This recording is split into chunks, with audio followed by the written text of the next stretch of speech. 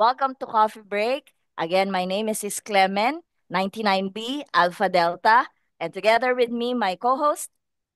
Brother No Words, No Pressure, Alpha Delta, 96B. Sis, Who do we good have today, morning. brother? Okay. Okay, good vibes, good vibes. Teka, please, imbitahan natin yung mga, ka-coffee break. Ha? Mm-hmm. Like. Like, share, and subscribe. At ngayon, meron na tayong 15 subscribers. Okay? Road to 1 million. Okay? Road, road to 1 million. Anyway, Yan. ito yung ganap natin ngayon.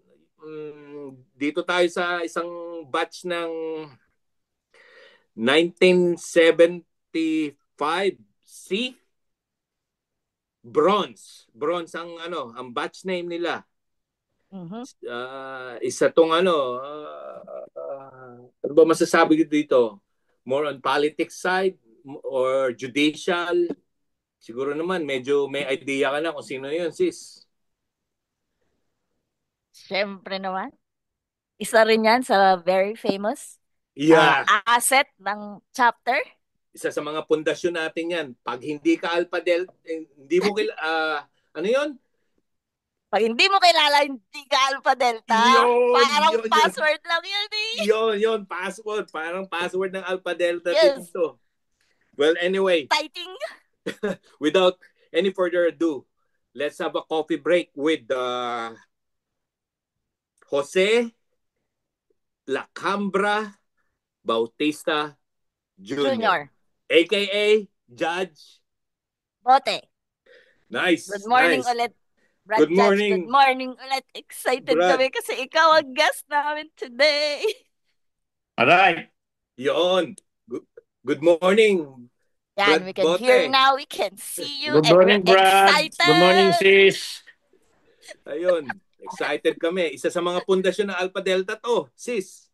Correct. At ito yung isa sa pinakauna sa Philippines na na-interview natin kasi yung mga nauna from US of A. So kaya first ever to. De, exciting! Yeah. Okay, Tol. Para kasi umaandar to eh. Maximum 20 minutes. Kaya sisimulan na namin pagka marami kaming tanong, di mas masaya. Ganon. Okay. Tol, ilang taong ka muna nung sumali ka sa Apo? Uh, 17. 17. O, nalaman ng Pero mga ano na magulang ako mo rin. noon? Fourth Oh. year college na ako. Fourth year ka na ng 17? Oo, graduate ako ilang ng taong ka? graduate ako ganun ng na. college, 18 years old. Ilang taong ka nag-start mag-college? Mga 14. Ba? Accelerated ka, Tol. Hindi, maaga akong pumasok sa grade 1, mga 4 years old o 4 and a half. Kaya. Naging abogado ako, 22 years old. Ako Grabe pinakabata. naman. Grabe naman yun. Ang aga naman nun. Tapos ako ang pinakabatang, nung na-appoint akong MTC judge, ako ang pinakabatang judge sa buong Pilipinas nung na-appoint ako. Wow, that's Ilang good to taong ka know. nun, Tol, nung naging judge ka? 32. 32 lang. Hey.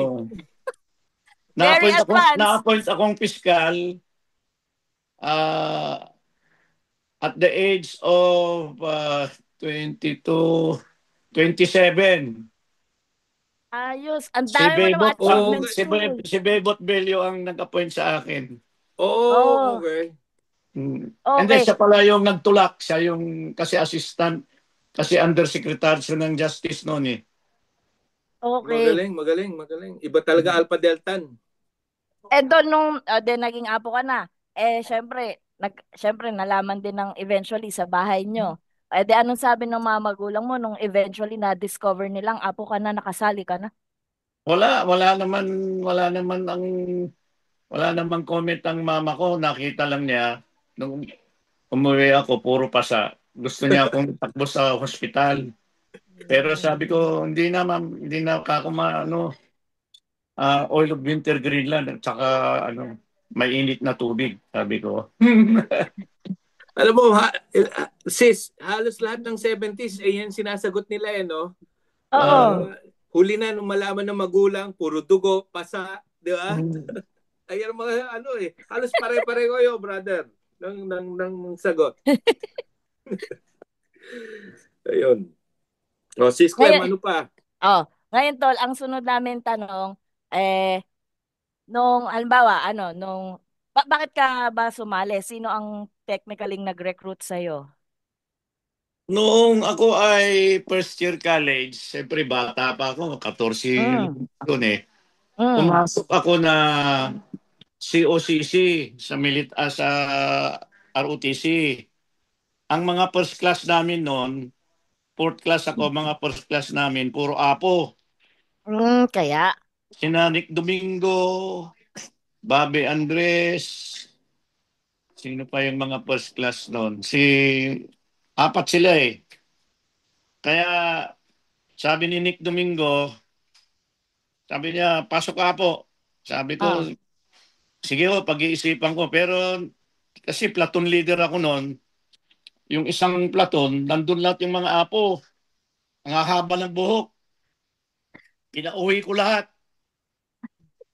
Sabi ko, malis kayo dyan sa pila, sa platoon kako. Lahat kayo, yung mga bambok, yung puro apo. Ang yabang nila. Mga nauuna doon si Freddy Barreto, si Brad. Okay. Ang sama ng tingin Kachap. sa akin. Sabi ko, hindi. Tapos may bumulong sa akin, mga apo yan, sabi sa akin na officer.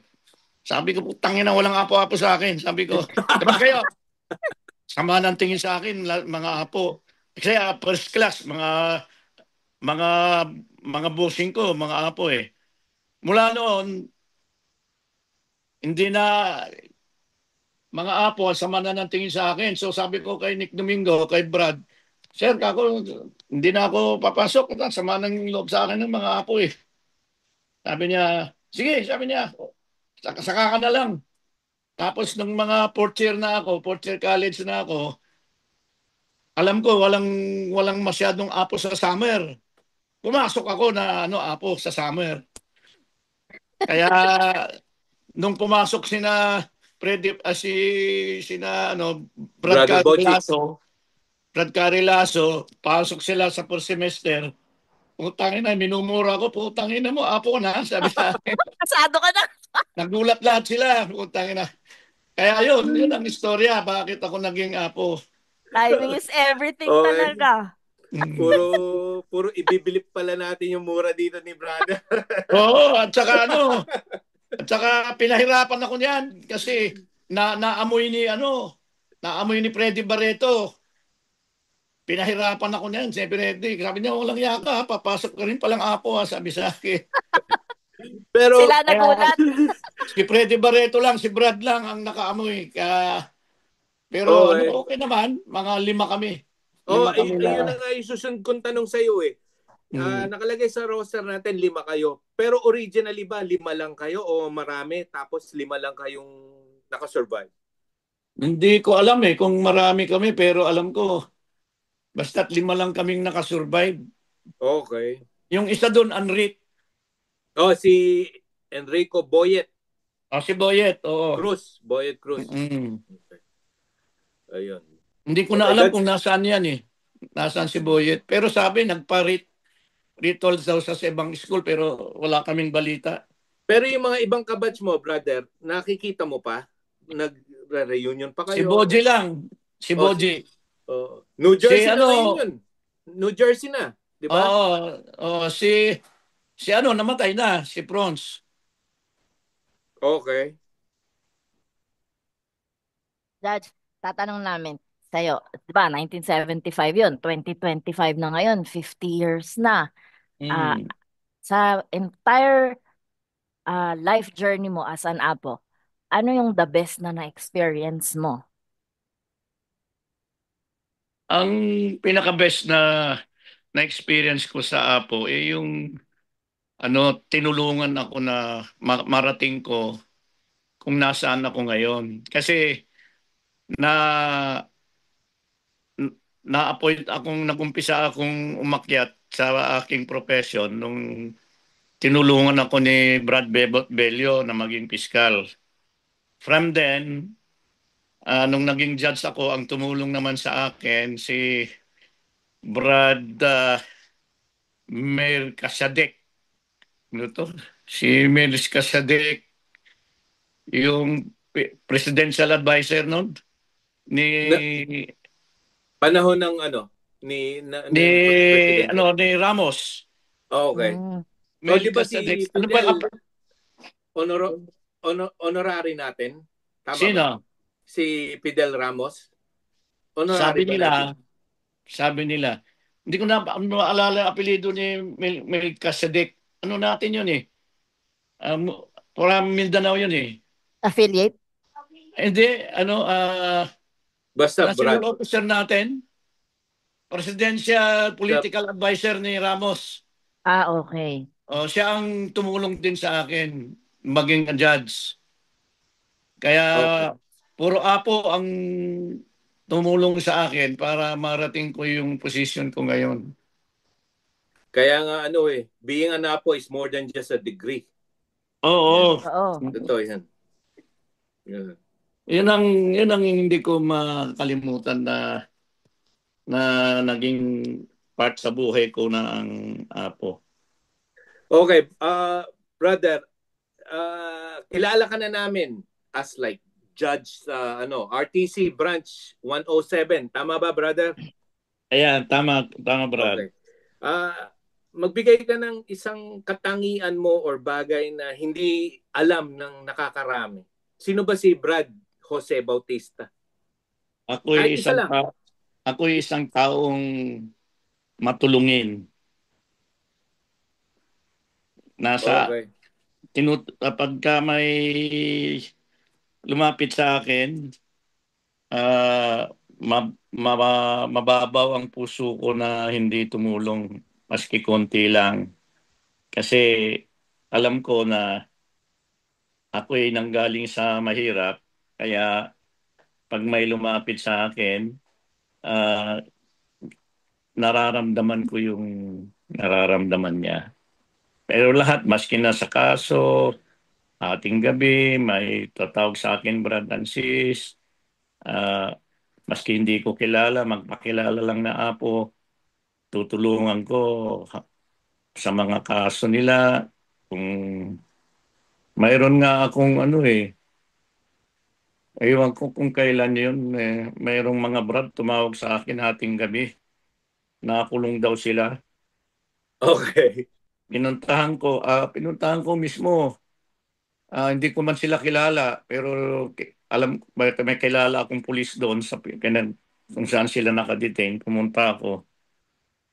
Tapos tinulungan ko silang makalabas.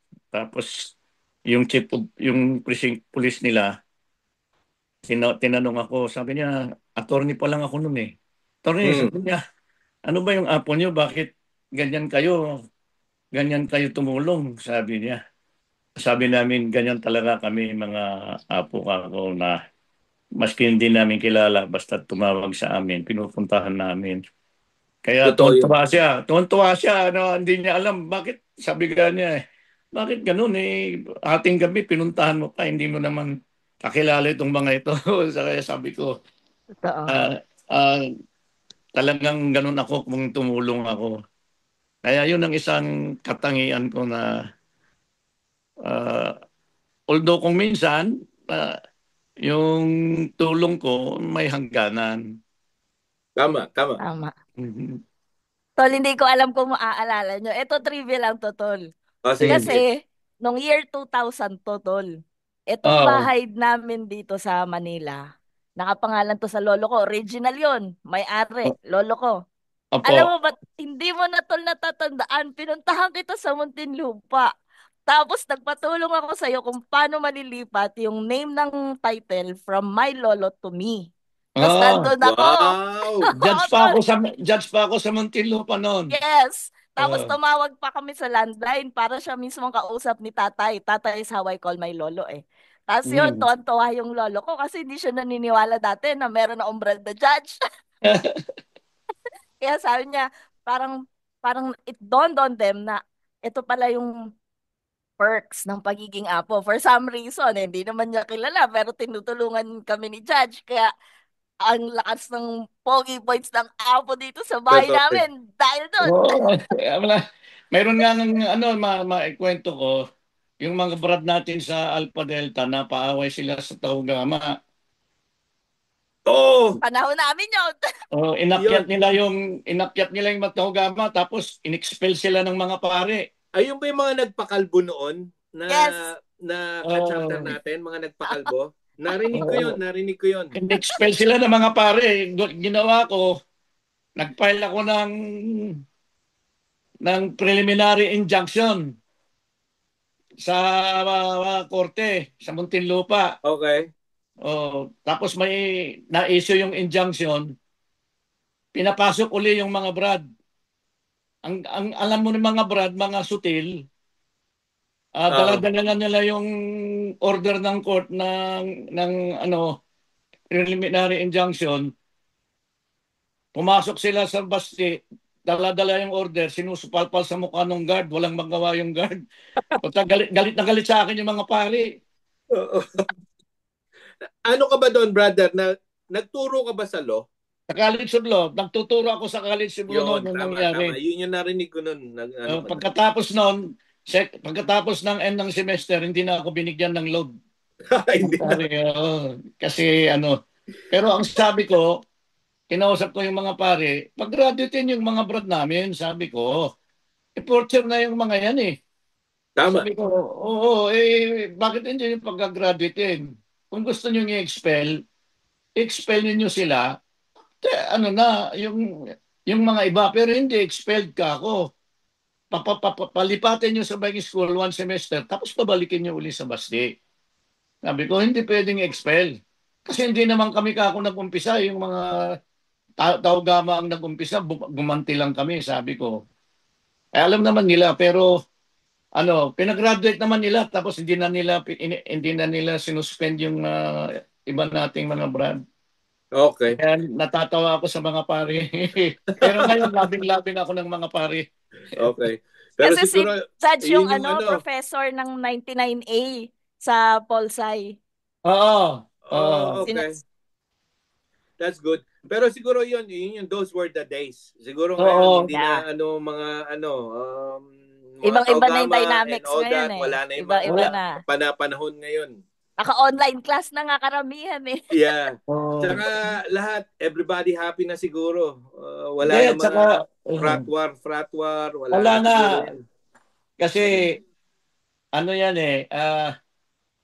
na, na-experience ko yan, yung mga kaaway natin noon na mga pinagsusumpa-sumpa natin na Ngayon, magmakita magkakaibigan natin. na. Pagkakaibigan na sila. Oo. Totoo. Totoo yun, totoo. Totoo. Nasa Amerika sila, magkakaibigan. Sina Yeah. Salas, Jet Salas. Naririnig ko, magkakaibigan na. Yeah. So, dala lang yan ng ating noon, kabataan. Yeah, those were the days. Mm. So, Yeah. meron pa ako isang tanong, Brads. Meron pa ako isang tanong. Okay, Kunyari, go. endok mo na yung younger self mo. So, sabi na nating 14, 15 years old, endok mo. Ikaw yung Oo. Lord. Kaharap mo yung younger self mo. Paano mo endok yung younger self mo? Anong sasabihin mo bilang ikaw na yung Lord? Ah, ah, ang indoctrination ko sis, nung ako ay ah, Lord na, hindi ako nananakit, hindi ako pumapadel. Basta sinasabi ko lang, mahalin mo ang apo, pagka may pagkakataon ka na may gusto kang baguhin, sabi ko, huwag kang matakot, sabi ko, you introduce whatever is the needed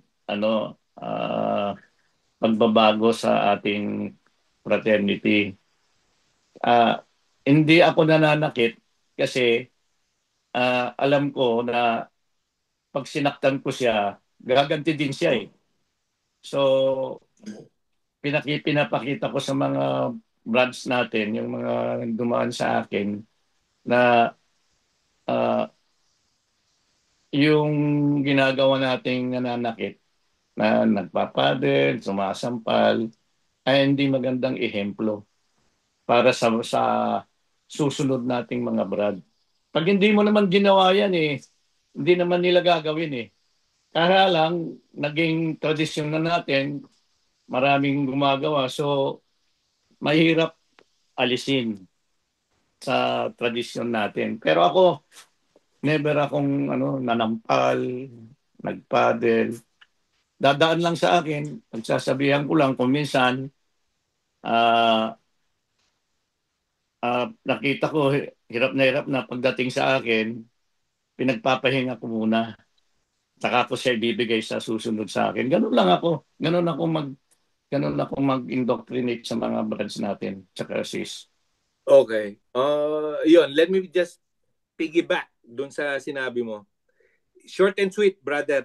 Ano masasabi mong message ngayon para sa mga bagong henerasyon na papasok? Short and sweet lang. Sa mga bagong papasok sa atin, isa lang ang advice ko sa inyo. Whatever is the tradition that were inculcated to us by our brothers and sisters. You should always be an example sa mga susunod sa inyo. There you go. Pagbabago, baguhin natin yung ating tradisyon. Hindi natin makukuha yan sa pananakit, kundi makukuha natin yan sa magandang introduction, magandang orientation, at maipakita natin na tayo ay nagbaband, hindi dahil sa pananakit, hindi dahil sa initiation natin, kundi dahil sa pagmamahal sa ating fraternity. Okay. Maraming salamat, Brad Judge. Ako po muli, si Sis Clement, together with me. Brother No Words, No Pressure. Thank you for At joining salamat us, din po Brother kay... Pote. Please join us Thank for you, our next and episode. God bless. God Okay? bless. God bless. Itapon natin ang mali. Pulutin natin ang tama. Pusong abo, dugong Pusong apo. baste. Dugong baste. Bravo baste. Bravo, Baste! Sis Aga, thank you so much, Bye-bye. Sis Bye-bye. Aga. Bye-bye.